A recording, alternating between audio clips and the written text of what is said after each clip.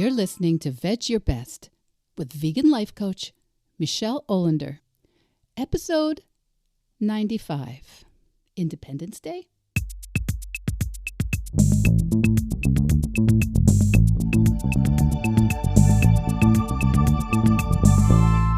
Welcome back, my Vedge Your Bestie.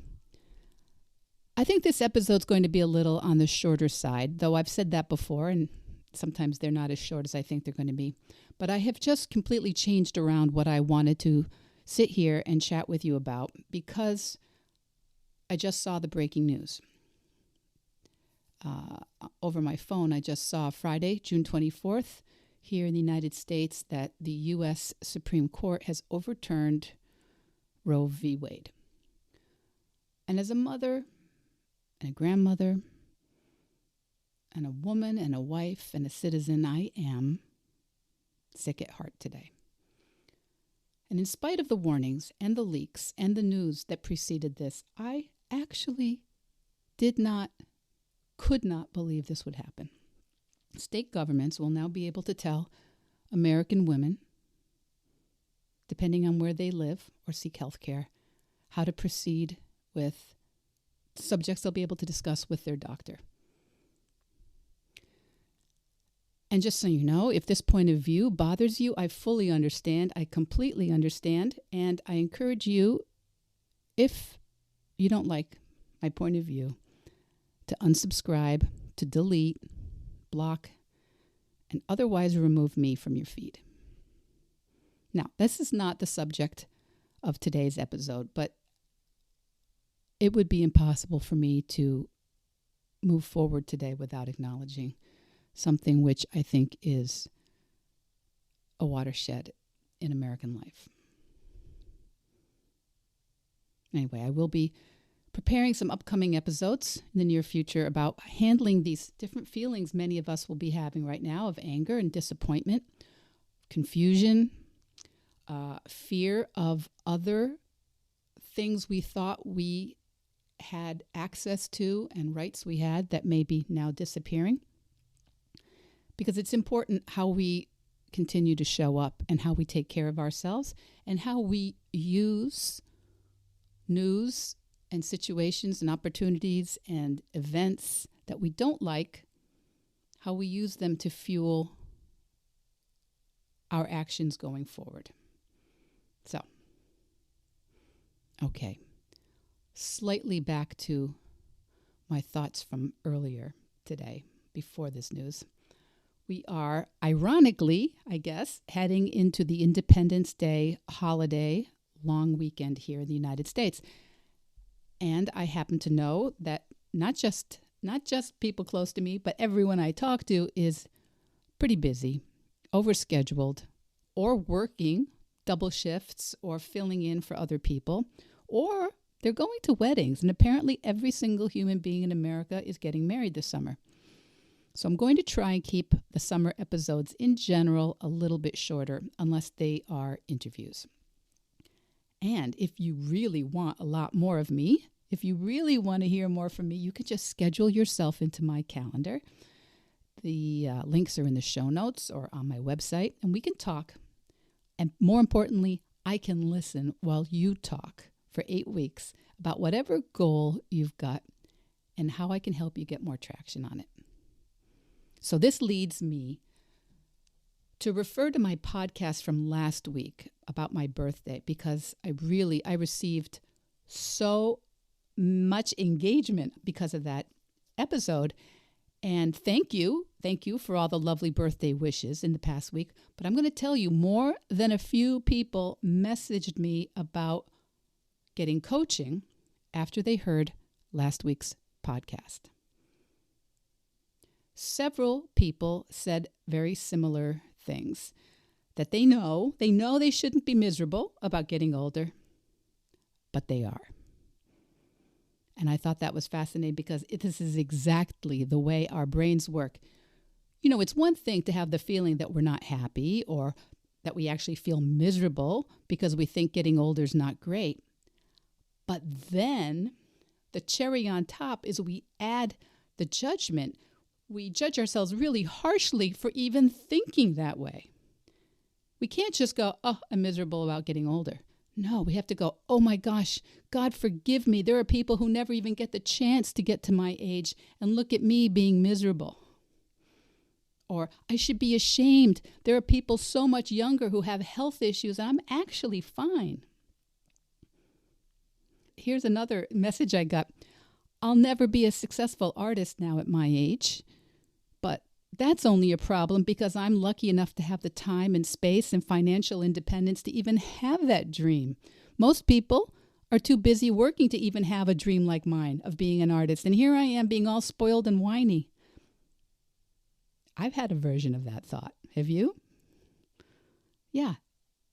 If you find yourself judging yourself for just having a bad thought about your age or what you're accomplishing or where you've been or what you're heading towards, just enjoy that you feel bad about it. Don't judge yourself for feeling bad about it. Easier said than done, right? And here's this last one I want to share. I'm pulling up the paperwork here, so I don't want to leave any of the self-loathing out of this message. Hi, Michele, I'm thinking that I should work with you. I say that I'm an animal lover, but actually I'm a horrible hypocrite. Her words. I'm just reading this. I can't help thinking that going vegan at this point in my life is just too complicated, and what difference would it even make now? I'm about to turn 55, and I'm never going to be a cute, slim vegan girl. I've already eaten so many poor animals. So I got permission from all three of these people to post their comments to me. And if you are playing along at home, my Vedge bestie, I bet you've got some sort of similar story that you tell yourself where you want something, but then you just berate yourself that it's too late and it's because you were lazy or you missed the boat or you're ungrateful or you're broken or you're a fraud or in some way not a good person. I know you do. We all do. I have a bunch of those stories myself. And then there's the other spin of the story. You would be able to do all those things, but you were robbed of your chance by some situation, some person, some law, some family issue. Maybe you've been lazy. Maybe you've been ungrateful or spoiled, or you think you were robbed of your chance for something. Me too. I think those things too. Whether it's to be vegan or an artist or financially successful or fit and healthy, I'm not going to talk you out of it. I'm not going to talk you out of it if you really want to keep the thought. If you want to keep that assessment of your behavior or your character or your situation. But I do want to say that if you tell me that, it's fine. But full disclosure, I'm not going to believe it along with you. I'm not going to believe that along with you. Because why? Why should I believe that anything is too late for you? Why would I ever think that about anyone? That's not a story I'd read. That's not a movie I would watch. And that's not a life I would get excited about. All of us are lazy sometimes. All of us are hot messes. Sometimes, some of us more than others, raising my hand. All of us are ungrateful sometimes. All of us have squandered certain opportunities and not recognized others. All of us, for one reason or another, have not found certain opportunities. All of us have brains and bodies that will sometimes not work as hoped or planned or desired. I've told you on multiple episodes, we're almost at 100 now, I've told you many times the stories, the excuses, the limitations that I have made a big deal out of in my life. And did you know that you can even use the great things in your life against yourself? The blessings in your life? Yeah, you can use those against yourself too. I can't do what I want because it would mess up my beautiful family. It'll hurt my kids. It'll destroy my marriage. I can't be vegan because it will complicate my family life or my social life or make it harder to lose weight. If I don't eat meat, fish, and dairy, it will ruin my upcoming trip to Italy. I can't start a business because I already work full-time. I can't be an artist because it would mean giving up the good income I have. Even what's going well in our lives can be used as an excuse for why we can't have what we want. Another one I hear a lot, I've finally figured out how to keep my weight where I want it, Michele, but it's by not eating any carbs.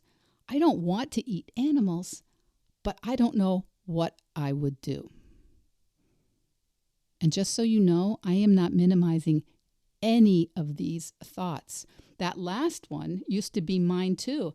I went through a high protein, low carb phase for a long time because I thought it allowed me to keep my weight in check and still feel satisfied. Just so you know, you can figure it out.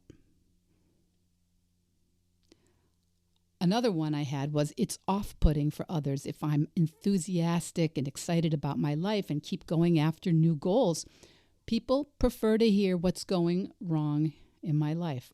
This is also, I think, this is a big one and it probably deserves its own episode, but I definitely felt that no one ever wanted to hear about what I did that I liked in my life, that I had a shiny new goal and I was doing something big and bold and out of my comfort zone.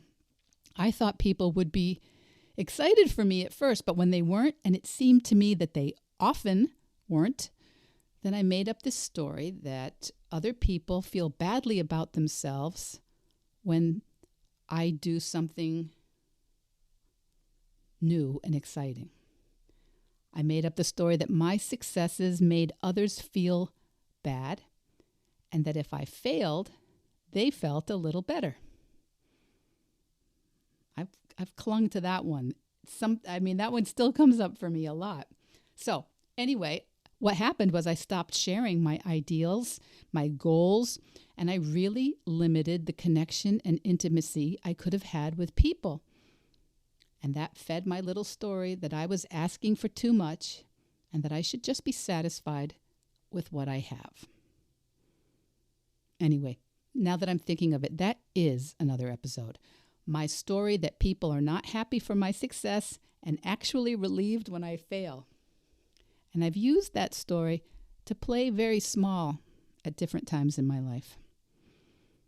So anyway, what I'm trying to tell you is we all do it. We all have thoughts about why we can't have what we want, why we shouldn't ask for more or go for what we want, why it's too much to ask of the universe to change our lives. Those thoughts are on repeat in human brains, and they most likely won't go away. But we can notice that they're just thoughts. They're just sentences. And we could spend time looking for evidence that they're true, and if we do that, we'll definitely find some evidence. Or we could just hold those same thoughts with a little bit of skeptical distance. What I'm trying to say is it's not a question that the thought is true or it's not true. They're just thoughts. And do we want to reinforce a thought if it's not helping us live the way we want to live in this world during the one chance we get? When you argue for your limitations, you get to keep them. When you argue for your possibilities, you get to create them. I'm going to say that again because it really is what everything is about in this episode. When you argue for your limitations, you get to keep them. And when you argue for your possibilities, you get to spend your human energy creating them. Okay, kids, I'm asking you to check in with yourself this week. Check in. What do you think you would love to make happen in your life? And notice if an argument pops up in your brain. Notice if your brain says, yeah, but that won't happen because of, or yeah, but you've always thought that, you never did it. This is how we start to notice the limiting beliefs, the limiting script that is running in all of our heads. I still catch myself thinking that my work, anything I'm excited about will ruin my marriage. Like I am somehow powerless over my marriage and my family and how I show up in my closest relationships. I catch myself thinking that, even though I know that it's not only unfair to me, it's really unfair to my husband and my family to think that they're keeping me from anything in my life. When you argue for those limitations, you get to keep them. And when you argue for your possibilities, you get to create them. If you want help disconnecting yourself from your limitations and creating more possibilities, book yourself into my calendar. We'll talk about what excites you and what keeps you from committing to it. I'm telling you, coaching is the most effective way I know to create a life you love. And if you're an American, this holiday weekend, July 4th, Independence Day is about the power of having an idea. And whatever country you live in or are listening from, there are endless examples around you of what our human minds have imagined and invented, implemented, and improved. Sure, of course, we like some of those inventions better than others, right? There has never been a more important time to be vegan. There has never been a more important time to stay engaged and positive. There's never been a more important time to nurture your creativity and your discipline and your belief in yourself. I know you think you have limitations. Me too. But when we argue for those limitations, all we get is to keep them. And when we argue for our possibilities, we get the opportunity to spend this life creating those possibilities. Okay. Have a great weekend, kids. Vedge your best, and I'll be back next week. Vedge Your Best podcast production, music, and editing by Charlie Weinshank. Thanks, Charlie. Before you go, it would mean so much to me and the Vedge Your Best team if you would hit subscribe, leave us a 5-star review, or share with someone you think might be interested. Something about algorithms, it helps bump us up a little in the rankings, and that's the best way to help others find the podcast and for us to find our audience. So, until next week, make it easy and veg your best.